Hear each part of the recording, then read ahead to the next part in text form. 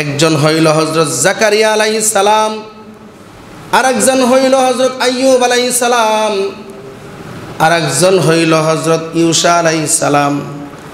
তো এভাবে চারজন নবী ছিল যারা ৮০ বৎসর পর্যন্ত সদা সর্বদাই আল্লাহর ইবাদত করছে। এই কথা শোনার পর সাহাবায়ে কেরাম আশ্চর্য হয়ে গেছেন যে তারা এত লম্বা হায়াতও পাইছে, আবার আল্লাহর রাস্তায় তারা ইবাদতও করছে, তারা সওয়াবও অর্জন করছে। তো তারা আশ্চর্য হওয়ার পরে জিবরাইল আলাইহিস সালাম আল্লাহর হাবিব সাল্লাল্লাহু আলাইহি ওয়াসাল্লামের কাছে আসলেন সূরাতুল কদর নিয়ে। আসার পর আল্লাহর হাবিব সাল্লাল্লাহু আলাইহি ওয়াসাল্লাম সাহাবীদেরকে বললেন, হে সাহাবারা, তোমরা আশ্চর্য হচ্ছ, শুনো। তারা আল্লাহর ঘর মসজিদে আল্লাহ সুবহানাহু ওয়া তাআলা আমাদিগকে আসার মতো তৌফিক দান করেছেন, এই জন্য সকলে শুকরিয়া আদায় করি আলহামদুলিল্লাহ। মুহতারাম হাজিরিন, মাগফিরাতের দিন চলে যাচ্ছে। জানি না আমরা আমাদের গুনাহ মাফ করাইতে পারছি কি না, তবে আল্লাহর কাছে আমরা দোয়া করি আল্লাহ সুবহানাহু ওয়া তাআলা যেন তার গফফার নামের উসিলায়, রহমান রহিম নামের উসিলায় আমাদের জীবনের সমস্ত গুনাহ মাফ করেন। সকলে বলি আমিন। তো মাগফিরাতের দিন চলে যাচ্ছে, সামনে আসতেছে রমজানের শেষ দশক, যে শেষ দশক হইল জাহান্নাম হইতে মুক্তির তথা নাজাতের দিন। তো সেই শেষ দশকের মধ্যে আল্লাহ সুবহানাহু ওয়া তাআলা এমন একটা বরকতময় রাত্র রেখেছেন যে রাত্রটাকে বলা হয় লাইলাতুল কদর তথা শবে কদর। পাশাপাশি আল্লাহ সুবহানাহু ওয়া তাআলা এই লাইলাতুল কদর পাওয়ার জন্য রাসূলুল্লাহ সাল্লাল্লাহু আলাইহি ওয়াসাল্লাম বলেন যে শেষ দশকে লাইলাতুল কদর পাওয়ার জন্য রাসূলুল্লাহর সুন্নত হিসাবে ইতিকাফের ফজিলত রয়েছে। যে ইতিকাফ কোনো হাদিসের মধ্যে আসছে, কোনো বান্দা যদি আল্লাহকে সন্তুষ্টি রাখার জন্য, রেজায়ে মাওলা আল্লাহর সন্তুষ্টি হাসিলের জন্য একদিন ইতিকাফ করে, তো সেই একদিন ইতিকাফের বদৌলতে আল্লাহ সুবহানাহু ওয়া তাআলা ওই বান্দা থেকে জাহান্নামকে 3 খন্দক দূরে রাখেন। সুবহানাল্লাহ। তো সেই ইতিকাফও হইল রমজানের শেষ দশকে। পাশাপাশি আল্লাহ সুবহানাহু ওয়া তাআলা এই রমজানের শেষ দশকে আবার লাইলাতুল কদরও রেখেছেন। তো এই হিসাবে রমজানের শেষ দশক একটা গুরুত্বপূর্ণ একটা দশক। তো এই কারণে আমি আপনাদের সম্মুখে কোরআনে কারিমের একটি সূরা তেলাওয়াত করেছি, যে আল্লাহ সুবহানাহু ওয়া তাআলা বলেন, ইন্না আনজালনাহু ফি লাইলাতিল কদর। যে রমজান মাসের শেষ দশকে যে লাইলাতুল কদর রয়েছে, সেই লাইলাতুল কদরের মধ্যে আমি কোরআনকে নাজিল করেছি। তাহলে কোরআন নাজিল হয়েছে একটা বরকতের জিনিস, লাইলাতুল কদরও একটা বরকতের জিনিস, ইতিকাফও বান্দার জন্য একটা বরকতের জিনিস, আবার রমজানের রোজাও বান্দার জন্য একটা বরকতের জিনিস। তো অনেকগুলা বরকতের জিনিস একত্রিত হয়েছে।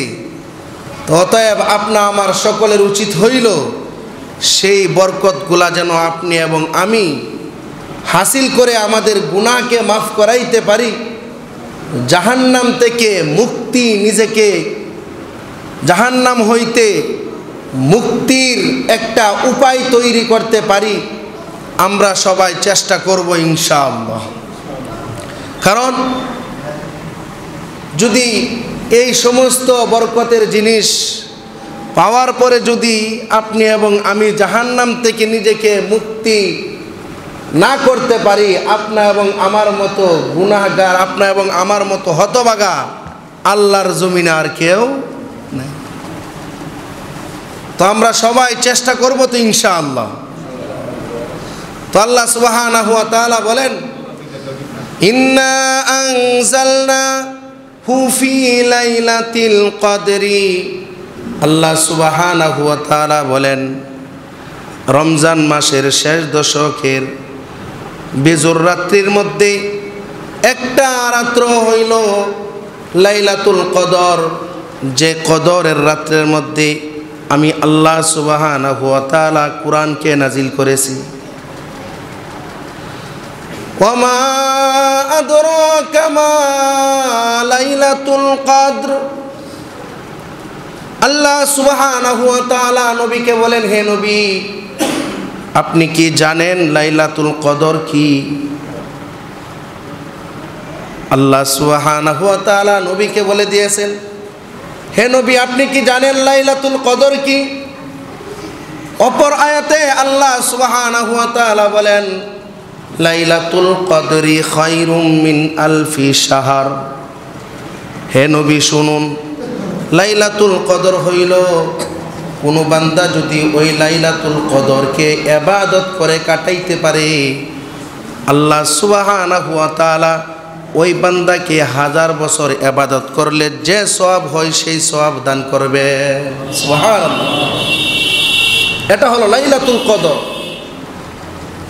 লাইলাতুন মানে হইল রাত, আর কদর মানে তাকদীর, অর্থাৎ ভাগ্য রজনীর রাত্রি। এটা আল্লাহ সুবহানাহু ওয়া তাআলা ওই রাত্রে বান্দাকে পূর্ণ 1 বৎসর, আগামী 1 বৎসরের জন্য বান্দার তাকদীর নির্ধারণ করেন। অতএব এই ভাগ্যর রজনী, তাকদীর, সেটাকে আপনা আমার অবশ্যই বিশ্বাস করতে হবে। তো এই লাইলাতুল কদর আপনা আমার জন্য আসছে একটা বোনাস রাত্র হিসাবে। তো এই রাত্রে আপনি এবং আমি, রাসূলুল্লাহ সাল্লাল্লাহু আলাইহি ওয়াসাল্লাম হাদিসের মধ্যে বলে দিয়েছেন যে হযরত আব্দুল্লাহ ইবনে আব্বাস রাদিয়াল্লাহু আনহু উনি বলেন যে আমি একবার আল্লাহ রাসূল সাল্লাল্লাহু আলাইহি ওয়াসাল্লামের সওয়ারির পিছনে উঠলাম। উঠার পরে আল্লাহ রাসূল সাল্লাল্লাহু আলাইহি ওয়াসাল্লাম আব্দুল্লাহ ইবনে আব্বাসকে বললেন, হে আব্দুল্লাহ ইবনে আব্বাস, তোমাকে আমি কিছু বিষয় শিক্ষা দিব, সেটার তুমি খুব যত্ন নিবে। সেটার মধ্যে একটা হইল যে তুমি আল্লাহর বিধানের যত্নবান হবে, দেখবে আল্লাহ সুবহানাহু ওয়া তাআলাও তোমার যত্ন করবে। সুবহানাল্লাহ। আর একটা হইল, তুমি যদি কোনো কিছু চাও তাহলে একমাত্র কার কাছে চাইবে? আল্লাহর কাছে চাইবে। তো এই হিসাবে এই লাইলাতুল কদর, এই ভাগ্যের রজনী, সেটা হলো আপনা এবং আমাদের জন্য একটা আল্লাহর কাছে চাওয়ার রাত্র। এই রাত্রে আপনা এবং আমার সবার চাইতে হবে আল্লাহর কাছে, যেন আল্লাহ সুবহানাহু ওয়া তাআলা আমার আগামী বিষয়াদি যেন সব কিছু সহজ করে দেয়। কঠিনতা থাকলে সে যেন কি করে দেয়? দূর করে দেয়। এর আগে আপনাদের বুঝতে হবে, আমরা সবাই জানি যে তাকদীর মানে আল্লাহ সুবহানাহু ওয়া তাআলা আমার সৃষ্টির পূর্বেই সব কিছু কি করে দিয়েছেন? ফয়সালা করে দিয়েছেন। সব কিছু ফয়সালা করে দিয়েছেন। আমি কখন মারা যাব এটা নির্ধারিত হয়ে গেছে। আমি কখন কি করব সেটা নির্ধারিত হয়ে গেছে। তারপরেও আল্লাহ রাসূল সাল্লাল্লাহু আলাইহি ওয়াসাল্লাম কি বলেছেন যে তোমরা লাইলাতুল কদরে আল্লাহর কাছে তোমরা চাও, সাহায্য চাও। তো এই প্রশ্নের জবাব হিসাবে আমি আপনাদের সম্মুখে একটি আলোচনা টানতেছি। সেটা হইল, আমরা যেটা বুঝি তাকদীর মানে আমার যা কিছু হবে না হবে সব আল্লাহ সুবহানাহু ওয়া তাআলা লিপিবদ্ধ করে দিয়েছেন। তো হিসাবে তাকদীর মূলত দুই প্রকার, একটা হইল তাকদীরে মুআল্লাক আর একটা হলো তাকদীরে মুবরাম। তাকদীরে মুবরাম যেটা একবারে চিরস্থায়ীভাবে নির্ধারিত হয়ে গেছে, যে আমি কখন মারা যাব এটা একমাত্র আল্লাহই জানে, এটা নির্ধারিত হয়ে আছে। আর একটা হলো তাকদীরে মুআল্লাক। তাকদীরে মুবরাম যেটা মানে অপরিবর্তন তাকদীর, এটা কোনো কিছুর দ্বারাই পরিবর্তন হয় না।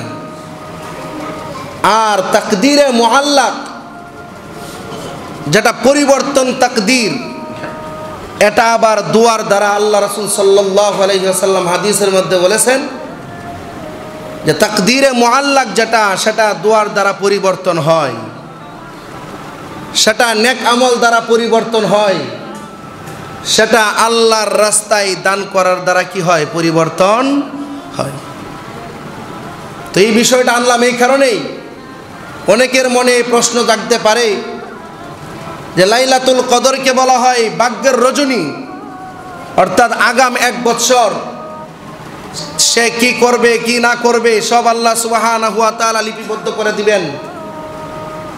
প্রশ্ন জাগতে পারে, আমরা তো শুনে আসছি যে মানুষ সৃষ্টির আগে আল্লাহ সুবহানাহু ওয়া তাআলা সব কিছু নির্ধারিত করে দিয়েছেন,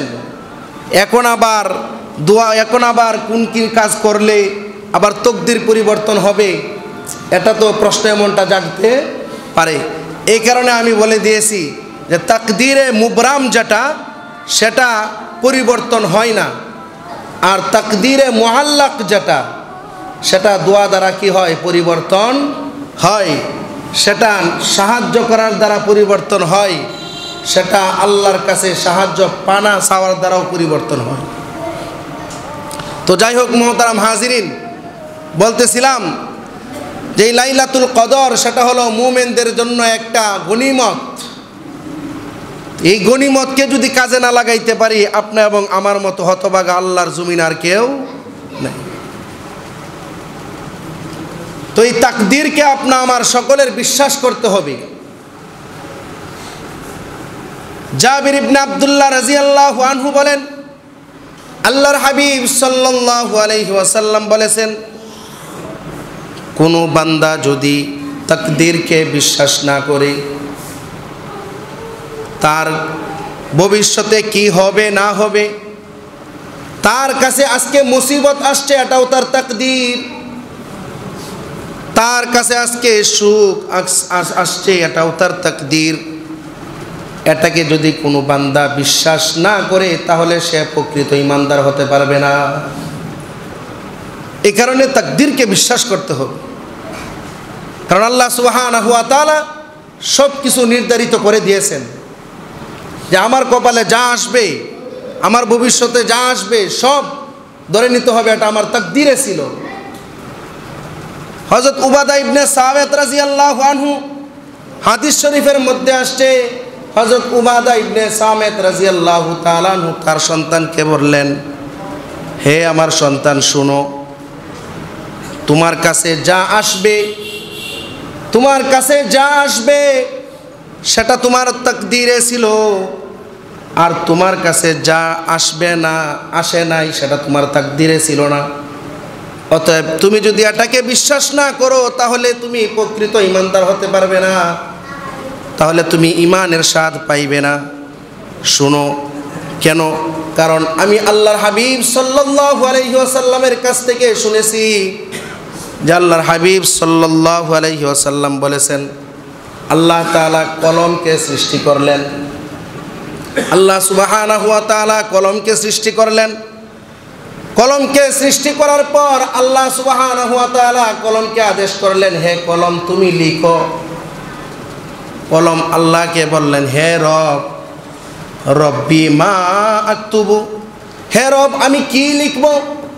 আল্লাহ সুবহানাহু ওয়া তাআলা কলমকে বললেন, তুমি লিখো সমস্ত সৃষ্টিজীবী যারা আছে তাদের ভবিষ্যতে কি হবে, তারা কখন মারা যাবে, তারা সুখে জিন্দেগি কাটাবে নাকি দুঃখে জিন্দেগি কাটাবে, কে অসুস্থ হবে, কে সুস্থতার জিন্দেগি কাটাবে, সবগুলা তুমি লিখো।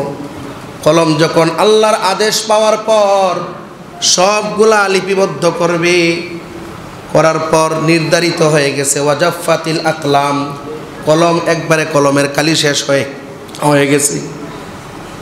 তো এই কলম সব কিছু লেখার পরে আপনা আমার সব কিছু নির্ধারিত হয়ে গেছে। এটাই নাম হইল তাকদীর। আর এই তাকদীরকে বিশ্বাস করতে হবে। যদি তাকদীরকে বিশ্বাস না করি তাহলে আপনি এবং আমি প্রকৃত ইমানদার হতে পারবো না। তো এই বিষয়টা আগে এই কারণে আনলাম যে আমরা লাইলাতুল কদর আসতেছে সামনে। লাইলাতুল কদর মানে হইল ভাগ্যের রজনী। আর ভাগ্যের রজনী মানে আগাম 1 বছরের জন্য আল্লাহ সুবহানাহু ওয়া তাআলা আপনা এবং আমার কপালে কি আছে ভবিষ্যতে সেটা লিপিবদ্ধ করবেন। আর যেটা লিপিবদ্ধ করবেন সেটা হইল তাকদীরে মুআল্লাক।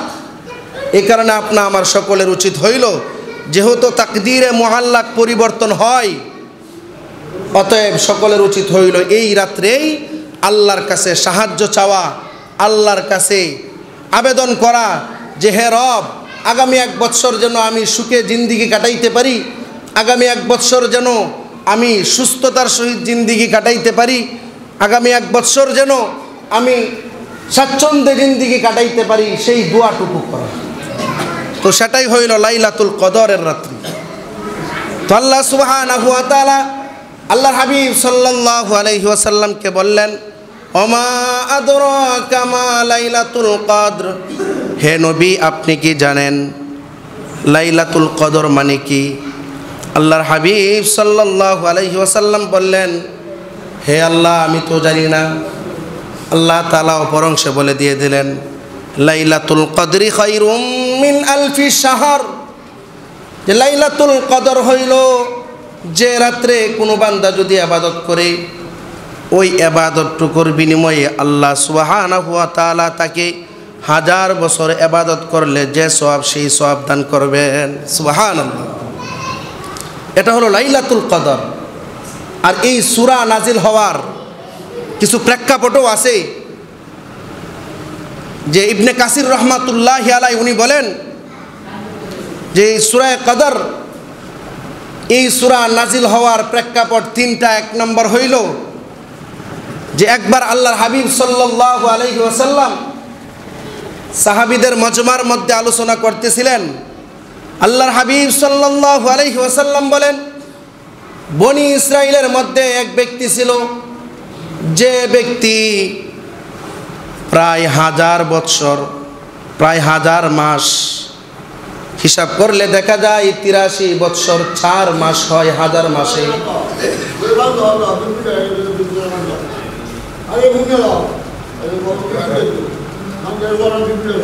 তো আল্লাহর হাবিব সাল্লাল্লাহু আলাইহি ওয়াসাল্লাম বলেন যে বনি ইসরাইলের মধ্যে এক ব্যক্তি, সে 1000 মাস ইবাদত, 1000 মাস যুদ্ধ করত, সারাটা জীবন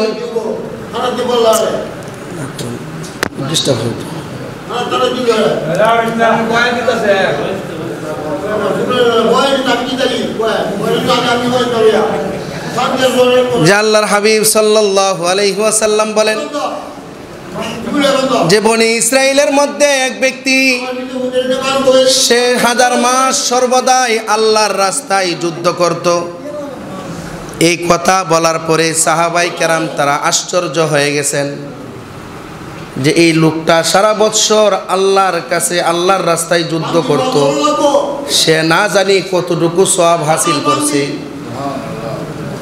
এই কথা তারা আশ্চর্য হয়ে বলতেছিলেন। তৎক্ষণাৎ আল্লাহ রাসূল সাল্লাল্লাহু আলাইহি ওয়াসাল্লাম তাদেরকে বললেন তৎক্ষণাৎ আল্লাহর হাবিব সাল্লাল্লাহু আলাইহি ওয়াসাল্লাম তাদেরকে বললেন যে তোমরা আশ্চর্য হয়ে গেছো যে বনি ইসরায়েলের একটা লোক সে 1000 মাস আল্লাহর রাস্তায় যুদ্ধ করে সওয়াব যে অর্জন করছে, এই সওয়াবের কারণে তোমরা আশ্চর্য হয়ে গেছো। শুনো, আল্লাহ সুবহানাহু ওয়া তাআলা তোমাদেরকে এমন একটা সূরা আমার কোরআনের মধ্যে নাজিল করছেন, আর এই সূরার মধ্যে এমন একটা রাত্রের কথা বলেছেন যে রাত্রটা হইল লাইলাতুল কদর। তো এই রাত্রে যদি কোনো বান্দা ইবাদত করে কাটাইতে পারে, তাহলে ওই ব্যক্তি সারা 1000 মাস আল্লাহর রাস্তায় যুদ্ধ করে যে সওয়াব অর্জন করছে, আমার আল্লাহ সুবহানাহু ওয়া তাআলা যদি আমার কোনো উম্মত ওই রাত্রটা ইবাদত করে, ওই ব্যক্তির চাইতে আরো উত্তম সওয়াব দান করবেন। সুবহানাল্লাহ। এটা হলো লাইলাতুল কদর। আরেকটা প্রেক্ষাপট, আল্লাহর হাবিব সাল্লাল্লাহু আলাইহি ওয়াসাল্লাম বলেন যে বনি ইসরাইলের মধ্যে 4 জন নবী ছিল যারা সদা সর্বদাই ইবাদত করত। দীর্ঘ হায়াত পাওয়ার পরে তারা যে ইবাদতটুকু করে সওয়াব অর্জন করছে, আল্লাহ সুবহানাহু ওয়া তাআলা তোমাদের কোরআনে এমন একটি সূরা নাজিল করেছেন যে সূরার মধ্যে এমন একটি রাত্রের কথা আছে যে রাত্রের মধ্যে কোনো বান্দা যদি ইবাদত করে, আল্লাহ সুবহানাহু ওয়া তাআলা ওই রাত্রের ইবাদতের বদৌলতে তারা 1000 মাস 83 বৎসর 80 বৎসর ইবাদত করে যে সওয়াব কামাইছে, তার চাইতে উত্তম সওয়াব আল্লাহ তোমাদেরকে দান করবেন। সুবহানাল্লাহ। তো সেই লাইলাতুল কদরের রাত্র, তো এই রাত্রটা একটা বরকতময় রাত। পরের অংশে আল্লাহ সুবহানাহু ওয়া তাআলা বলেন তানাজ্জালুল মালাইকাতু ওয়ার রূহু ফিহা বিইذনি রাব্বিহিম মিন কুল্লি আমর। যে এই রাত্রে আল্লাহ তাআলার আদেশ পাওয়ার পরে অনেক ফেরেশতারা, তাফসীরের মধ্যে আসছে সিদরাতুল মুনতাহা। সিদরাতুল মুনতাহা এটা হইল 7 আসমানের মধ্যে জান্নাতের একবারে সংলগ্ন একটা গাছ, সিদরাতুল মুনতাহা। তো এই সিদরাতুল মুনতাহার মধ্যে চুল পরিমাণও জায়গা খালি নাই যেখানে আল্লাহর রহমতের ফেরেশতা নাই। তো এই সিদরাতুল মুনতাহার মধ্যে যে কতগুলো ফেরেশতা আছে, এটা একমাত্র আল্লাহ ছাড়া আর কেউ জানে না। তো ইবনে কাসির রহমাতুল্লাহি আলাইহি বলেন হযরত জিবরাইল আলাইহিস সালাম আল্লাহ তাআলার আদেশ পাওয়ার পরে জিবরাইল আলাইহিস সালাম ওই সিদরাতুল মুনতাহার যে অগণিত কোটি কোটি ফেরেশতা নিয়া দুনিয়ার আসমানে আসবেন। আয়েশা দুনিয়ার যে সমস্ত বান্দারা আল্লাহর ইবাদত করতেছে, দুনিয়ার যে সমস্ত বান্দারা ওই রাত্রে আল্লাহ তাআলাকে ডাকতেছেন, দুনিয়ার যে সমস্ত বান্দারা ওই শেষ দশকে ইতিকাফ করতেছেন, ওই জিবরাইল আলাইহিস সালাম কোটি কোটি ফেরেশতা নিয়ে আয়েশা ওই সমস্ত ব্যক্তিদের জন্য রহমতের দোয়া করতে থাকবেন। সুবহানাল্লাহ। সালামুন হিয়া হাত্তা মাতলাইল ফাজর। শুধু তাই নয়, শান্তির বার্তা নিয়ে তারা আসবেন। আয়েশা তারা শান্তি দিতে থাকবেন, রহমতের দোয়া করতে থাকবেন একবারে ফজর পর্যন্ত। সুবহানাল্লাহ। একবারে ফজর পর্যন্ত। এই কারণে এই রাত্রটাকে আপনা আমার সকলের উচিত হইল যে আমল কইরা কাটান। আর এই রাত্রটা পাওয়ার জন্য সবচেয়ে বড় যে মাধ্যম সেটা হলো ইতিকাফ। যারা ইতিকাফ করবে, এই ইতিকাফ করার মাধ্যমে যারা ইতিকাফ করবে তারা অবশ্যই তারা এই রাত্রটা পাওয়ার সম্ভাবনা আছে। কারণ আল্লাহর হাবিব সাল্লাল্লাহু আলাইহি ওয়াসাল্লাম বলেছেন মান কামা লাইলাতাল কদরি ঈমানাও ওয়া ইহতিসাবা গুফিরা লাহু মা তাকদ্দামা মিন যামবি। আল্লাহর হাবিব সাল্লাল্লাহু আলাইহি ওয়াসাল্লাম বলেন কোনো আমার উম্মত যদি ঈমান সহকারে সওয়াবের আশায় লাইলাতুল কদরে আল্লাহর কাছে ইবাদত করে, তাহলে আল্লাহ সুবহানাহু ওয়া তাআলা ওই ইবাদতটুকু করার কারণে তার জীবনের অতীতের সমস্ত গুনাহ মাফ করে দিবেন। সুবহানাল্লাহ। তো এই লাইলাতুল কদর, তো যেটা বলতেছিলাম এই লাইলাতুল কদর পাওয়ার জন্য সবচেয়ে বড় মাধ্যম হলো ইতিকাফ। আর ইতিকাফ হইল সুন্নতে মুআক্কাদা আলাল কিফায়া, মানে অর্থাৎ ইতিকাফটা যদি মহল্লাবাসী সকলের উপর হইল সুন্নতে মুআক্কাদা। এখন যদি কেউই ইতিকাফে না বসে তাহলে সকলেই গুনাহগার হবে, সকলে কি হবে? গুনাহগার হবে। আর যদি দু একজনে বসে যায় তাহলে সকলের পক্ষ থেকে আদায় হয়ে যাবে, এ মাসালা আমরা জানি না? জানি। কিন্তু এটা বলেন তো যে তারা যারা ইতিকাফে বসতেছে তারা যে সওয়াবটুকু পাবে, আমরা কি সওয়াব পাবো? আমরা তো হক আদায় করতেছি, যে দুইজন বয়ে গেছে আমরা হক থেকে কি হয়ে গেলাম? মুক্তি পেয়ে গেলাম। তারা যে সওয়াবটুকু করতেছেন যে একদিনে ইতিকাফ করলে তার থেকে জাহান্নাম 3 খন্দক দূরে যায়। সুবহানাল্লাহ। জাহান্নাম কয় খন্দক দূরে যায়? 3 খন্দক। আর জাহান্নাম কি সহজ? জাহান্নামের আগুন। সুবহান নাউজুবিল্লাহ। আল্লাহ হেফাজত করো সবাইকে, সকলে বলে আমিন।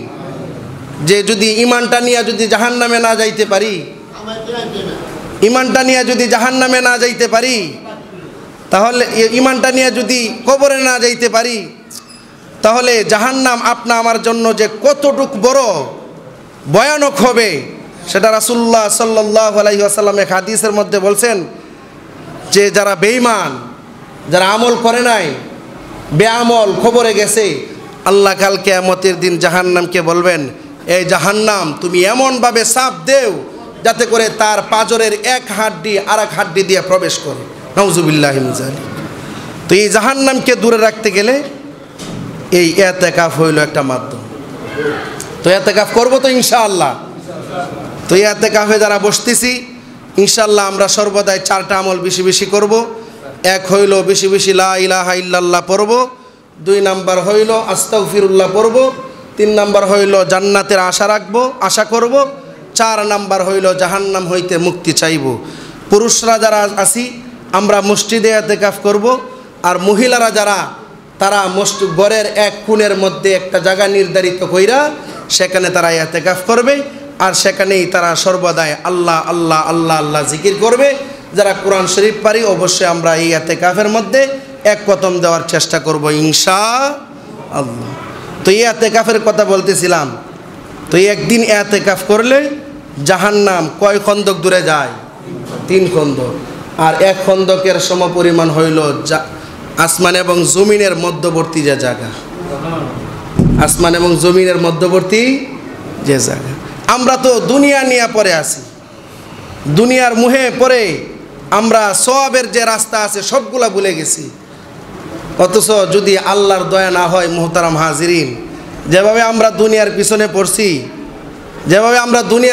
পড়ছি, যদি আল্লাহর দয়া না পাই তাহলে জাহান্নাম ছাড়া আমাদের আর কোনো কি নাই, উপায় নাই। এই কারণে কবি বলেন, হে খুদা দয়াময় রব্বুল আলামিন,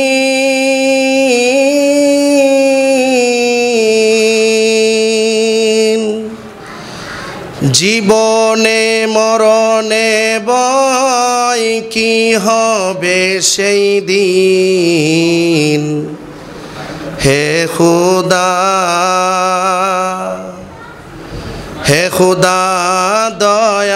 দয়াময় রব্বুল আলামিন,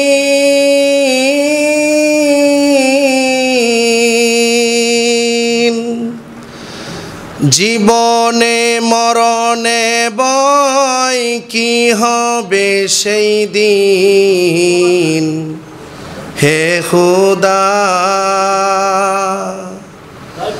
দরাতে আসিয়া আজি বড় অসহায়,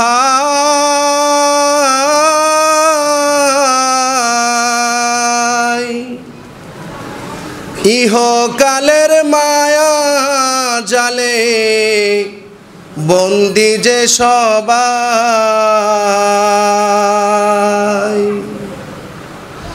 দরাতে আসিয়া আজি বড় অসহায়,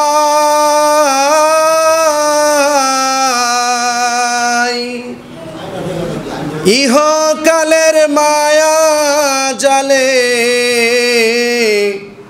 বন্দি যে সবাই কি হবে সেই দিন হে খোদা। তো সেই দিন যে কি হবে আপনি এবং আমি মারা যাওয়ার পরেই বোঝা যাবে।